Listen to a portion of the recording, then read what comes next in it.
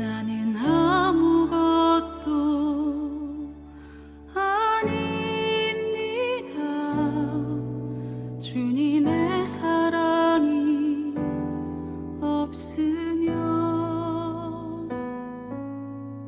사랑하는 행복한 교회 성도 여러분, 이 영상을 보시는 하나님 나라의 귀한 자녀 여러분, 오늘은 2022년 5월 1일 거룩한 주일입니다. 오늘부터 매일 성경은 룻기를 하게 되겠습니다. 먼저 룻기 서론을 잠깐 말씀드리겠습니다. 룻기는 구약에서 여성이 주인공인 두 권의 책 룻기와 에스더 중에 하나입니다. 남성 중심의 가부장적 사회에서 기록된 성경은 여성을 주인공으로 하는 경우가 매우 드뭅니다.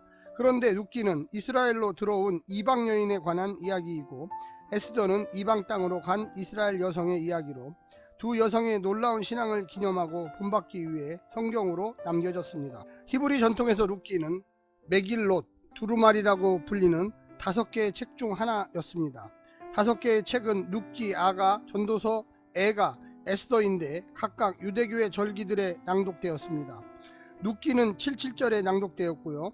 에스더서는 불임절, 아가서는 6월절, 에가는 아브롤 9째 달, 전도서는 장막절에 낭독되었습니다. 히브리 성경 중에서 룻기는 잠언 뒤에 위치하는데요. 잠언 31장 마지막에 현숙한 여인에 대한 송가가 나오고 룻기를 통해 룻을 그 현숙한 여인의 대표적인 인물로 소개하기 위한 의도가 들어있습니다. 하지만 기독교 성경에서는 룻기는 역사서로 분류되며 헬라어 역본인 70인경의 순서를 따라 룻기가 사사기와 사무엘서 사이에 위치합니다. 이것은 룻기의 내용과 매우 잘 어울리는 배경으로서 룻기의 서두가 사사시대라는 언급으로 시작하고 끝이 다윗에 대한 족보로 끝나고 있기 때문입니다. 그러므로 기독교 성경에서 룻기는 사사기와 사무엘서를 연결하는 고리로 다윗 왕정을 준비하는 역할을 하고 있습니다. 룻기의 저작 시기에 대해서 말씀드리겠습니다. 룻기의 저작 시기에 관한 증거들은 본문이나 그 외의 자료들에서 찾기가 어렵습니다. 룻기는 사사기를 배경으로 하고 있지만 사사시대에 기록된 것으로 보기는 어렵습니다. 룻기 이야기의 마지막에 다윗이 등장하는 것을 보면 아무리 빨라도 다윗 왕정 이후에 쓰인 것으로 생각됩니다. 저작 연대에 대해서는 크게 두 가지로 나누는데, 왕정 시대 초기에 쓰였다는 견해와 포로기 후기에 쓰였다는 견해로 나누어집니다. 포로기 후기에 쓰였다는 견해는 룻기의 저작 시기를 주전 5세기부터 2세기로 말하는 것인데, 그 근거는 룻기에 사용된 언어가 후대에 사용되는 아람어와 히브리어의 특징을 나타낸다고 보고 있습니다. 룻기를 저작한 동기는 에스라, 느헤미야의 개혁을 통해 과도하게 이방인과의 결혼을 배척하게 되자 이에 대한 교정을 위해 기록된 것이라고 봅니다. 하지만 왕정 초기를 주장하는 견해는 룻기에 사용된 히브리어가 여성형이 올 자리에 남성형이 사용되는 경우가 많은데, 남성과 여성을 분명히 구분하고 있지 않은 점은 후기 히브리어의 특징이 아니라 초기 히브리어의 특징이라는 것입니다. 또한 이방인의 문제, 특히 모압과의 관계에 있어서 룻기는 일단 모압과 이스라엘이 좋은 관계를 유지하는 것으로 보여줍니다. 또한 다윗이 왜 모압과 좋은 관계를 가질 수 있었는지에 대한 힌트를 얻을 수 있습니다. 하지만 후대로 갈수록 이스라엘과 모압과의 관계는 악화하였기 때문에 이방인에 대한 심한 경계를 하는 포로 후기보다는 전기로 보는 것이 더 타당하다고 주장합니다. 하지만 룻기가 오벳으로 시작해서 다윗까지 언급된 것으로 볼 때 다윗 왕정 성립 초기에 다윗 왕의 족보를 정리하는 과정에서 룻기를 기록하였을 가능성이 크다고 보고 있습니다. 룻기를 통해 다윗이 모압 출신의 조상이었다는 것과 그 조상 가운데 믿음의 선조들이 있었다는 것을 보여줌으로써 다윗과 그의 가문이 하나님의 택하신 신실한 왕이라는 것을 좀 더 강조하기 위한 것으로 보여집니다. 룻기의 문학적 장르는 구약 성서 중에서 가장 뛰어난 문학적 작품으로 구성과 내러티브를 가지고 있습니다. 그렇기에 룻기가 단편 소설의 형식을 가지고 있다는 부분에 대해서는 대부분의 학자들이 동의합니다. 다만 완전한 허구의 이야기를 기록한 것인지 아니면 역사적 사실을 단편 소설의 형식으로 기록한 것인지에 대해서는 학자마다 의견이 다릅니다. 하지만 룻기의 끝에 다윗의 족보를 소개한 것과 다윗이 모압과 유대의 관계가 있었다는 것과 같은 성경 내적 증거를 보았을 때 룻기는 역사적 사건을 단편 소설의 형식으로 기록된 역사 이야기로 볼 수 있습니다. 구조에 대해서 말씀드리겠습니다. 룻기의 전체적인 구조는 대부분의 학자들이 비슷하게 나누고 있습니다. 룻기의 중심 단어 인해, 헤세드죠. 주요 모티브를 보면 다음과 같은 구조로 나눌 수 있겠습니다. 1장 1절부터 5절 룻기의 배경, 시대와 인물 소개, 1장 6절부터 22절 나오미가 베들레헴으로 돌아옴. 누대 헤세드의 시작. 2장 1절부터 23절 룻과 보아스의 만남. 누드의 이내가 보아스의 헤세드를 축발함. 3장 1절부터 18절 룻이 보아스에게 청혼함. 누드의 나오미에 대한 헤세드의 결정. 4장 1절부터 17절 룻이 아들을 낳음. 하나님께서 룻과 보아스의 헤세드에 응답하심. 룻기의 내용은 이야기는 룻이 나오미를 따라 나서는 헤세드를 베푸는 것으로 시작됩니다. 빈손으로 돌아온 나오미를 위해 룻은 나오미에 대한 헤세드를 더욱 확장하여 곡식을 주우러 나갔다가 룻의 헤세드에 감동받은 보아스를 만나 그의 헤세드를 얻게 됩니다. 룻이 나오미의 기업을 찾아주기 위해 청혼한 것을 안 보아스는 룻의 헤세드에 감동을 받고 룻의 모든 요청을 들어주겠다는 약속을 합니다. 그 약속을 이루기 위해 노력하며 룻에게 자신이 할 수 있는 최선의 헤세드를 베풀어 줍니다. 나오미를 위한 룻과 보아스의 헤세드는 결국 하나님께서 아들을 주시는 헤세드로 결실을 맺게 됩니다. 결국 나오미의 텅 빈 상태는 룻과 보아스와 하나님의 헤세드로 가득 채워지게 되는 것입니다. 룻기의 신학을 좀 말씀드리겠습니다. 첫 번째는 룻기와 구약 율법과의 관계입니다. 처음에 등장하는 것은 시형제 결혼입니다. 신명기 25장 5절부터 10절에 형제 중 하나가 아이가 없어 죽으면 남은 형제는 그 부인과 결혼하여 죽은 형제의 이름을 이을 아들을 낳아주는 제도로 죽은 자의 이름을 잇는다는 의미도 있지만 과부들이 아무런 기업이나 생계 수단 없이 내쳐지는 것을 방지하기 위한 일종의 과부 보호법이었습니다.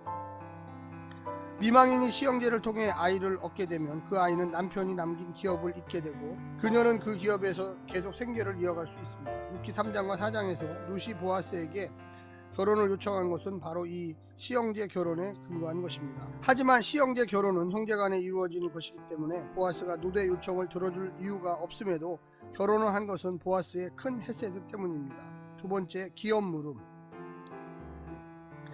레위기 25장 25절에 따르면 형제 중 하나가 가난하게 되어 기업을 팔았다면 가까운 기업 물을 자가 와서 그 기업을 물려주라고 말합니다. 이것은 가난한 형제를 위해 땅을 대신 사서 그에게 돌려주라는 것입니다. 이 법은 부유한 형제가 가난한 형제를 도우라는 것으로 가난한 자를 배려하는 법입니다.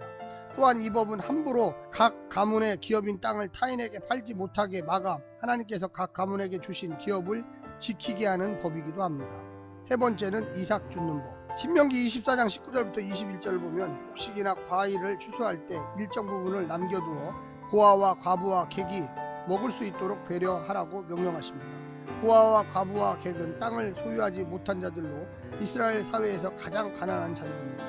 하나님께서는 가난한 자들도 추수 때 양식을 얻고 먹을 수 있게 하라고 명령하십니다. 룻기 2장에서 룻이 이삭을 주우려고 밭을 돌아다닌 것은 바로 이 법에 근거한 것입니다. 참고로 룻은 구약에서 과부와 가난한 자를 위해서 하나님께 만들어 놓으신 법의 테두리를 가장 많이 받은 인물이며 보아스는 이 법을 가장 잘 지킨 인물입니다. 보이지 않는 하나님의 손길. 룻기에는 여호와가 직접적으로 등장하는 곳은 4장 13절에서 룻을 임신하게 하실 때 단 한 번입니다. 그 외에는 사람들의 말 속에서 간접적으로 등장하고 있습니다. 그런데 룻기에는 우연히 일어나는 일들이 상당히 많습니다.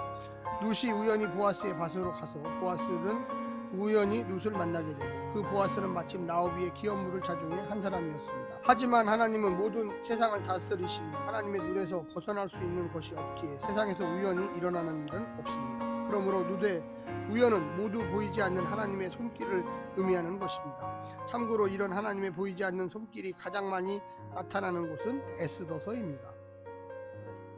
세 번째, 헤세드와 율법. 룻기의 핵심 단어는 바로 인애, 사랑, 자비 등으로 번역되어 있는 헤세드입니다. 헤세드는 하나님의 기본적인 속성 중 하나이며 룻기에 나오는 룻과 보아스가 보여준 것이 바로 헤세드입니다. 여호와의 언약 백성은 헤세드를 보임에 있어서 여호와의 헤세드를 본받아야 하고 보아스와 룻은 바로 여호와의 헤세드를 가장 잘 보여준 인물입니다. 특히 룻은 모압 출신 여인으로 이방인이었지만 그 어떤 이스라엘 백성보다도 하나님의 헤세드를 잘 보여준 인물입니다. 룻은 헤세드를 통해 진정한 하나님의 백성이라는 것을 보여줍니다. 룻기에서 율법의 기본 정신이 헤세드임을 강조하고 있습니다. 보아스가 기업 물을 자뿐만 아니라 룻과 시형제 결혼까지 한 것은 이 율법들이 가난한 과부를 돌보기 위한 하나님의 헤세드 법이라는 것을 잘 이해했기 때문입니다. 그는 하나님의 진정한 뜻을 성취하기 위해 법을 뛰어넘는 행동을 한 것입니다. 그러므로 룻기의 중심 주제인 헤세드는 바로 자신의 백성을 사랑하시는 하나님의 마음이며 하나님을 사랑하는 자가 추구해야 할 가장 중요한 덕목 중의 하나입니다. 마지막으로 네 번째 룻기의 신학은 이방인에 대한 신학적 입장입니다. 룻기의 주인공 룻은 모압 여인으로 이방 여인입니다. 특히 신명기 23장 3절에 따르면 모압 사람은 여호와의 총회에 영원히 들어오지 못할 것이라고 규정하고 있습니다. 그렇기에 과연 모압 사람인 룻이 하나님의 백성으로 간주될 수 있는지에 대한 문제가 제기됩니다. 하지만 가나안 사람이라도 하나님을 믿으면 구원을 받고 하나님의 헤세드 안에서 살기 원하는 자들에게 하나님은 그들에게 헤세드를 베푸시고 받아들여 주십니다. 예를 들어 진멸의 대상인 여리고성 사람 나압도 하나님을 믿고 하나님의 편에 섰을 때 구원을 받고 하나님의 백성이 된 것입니다. 그러므로 비록 모압 출신일지라도 하나님을 믿고 하나님의 백성이 되겠다고 고백한 룻은 더는 신명기 23장 3절의 법을 적용받는 이방인이 아니라 이스라엘 백성으로 여겨져야 한다는 것입니다. 이런 하나님의 뜻을 잘 알고 있었던 보아스는 룻을 내 딸이라 부르면서 여호와의 축복을 빌어줍니다. 이렇게 룻기는 하나님의 백성이 되는 진정한 방법이 혈통에 의한 것이 아님을 분명히 보여주고 있습니다. 사사기와 룻기의 비교, 서로 이어지는 사사기 19장 21장과 룻기를 여성 등장인물로 중심으로 비교하면 다음과 같은 사항을 발견할 수 있습니다. 첫째, 여성의 이름과 여성의 목소리, 여성의 행동을 중심으로 비교해보면 사사기 19장 21장에서는 여성의 이름도 없고 여성의 목소리도 없고 여성은 행동의 대상으로 서술되어 있습니다. 이것은 여성이 하나의 온전한 인격으로 여겨지지 않고 있다는 것과 여성들의 생각과 의견을 말할 수 없다는 무시되는 여성 억압적인 사회적 행동을 드러냅니다. 반면에 룻기에서는 여성이 이름을 가지고 또한 자신의 목소리를 가지고 주체적으로 행동합니다. 이것은 그녀들이 온전한 인격으로 존중받으며 자신의 요구를 당당하게 말하고 자신의 운명을 개척해 나가는 인물이라는 것을 드러냅니다. 둘째는 환대와 헤세드와 하나님과의 관계라는 주제를 중심으로 비교해 본다면 사사기 19장부터 21장에서는 여성은 환대와 헤세드의 대상에서 제외되고 남성을 향한 환대와 헤세드에 의해서 희생됩니다. 이렇게 여성이 죽임을 당하고 희생당하는 상황 속에서 하나님은 등장하지 않으십니다. 반면 룻기에서는 모압 여성 룻도 공동체 안에서 받아들여지고 이스라엘 안에서 정착할 수 있도록 환대를 받으며 강자인 보아스가 헤세드를 베풀고 약자인 나오미와 룻이 헤세드를 받으며 서로 돕는 아름다운 관계를 만들어갑니다. 그리고 인간의 헤세드 저변에는 하나님의 헤세드가 깔려 있습니다. 같은 사사시대를 배경으로 하는 두 본문을 비교해보면 여성 등장인물에 대해 상반된 태도를 보여줍니다. 이런 차이는 이스라엘이 하나님과 어떤 관계를 맺고 있었는지를 반영하는 것입니다.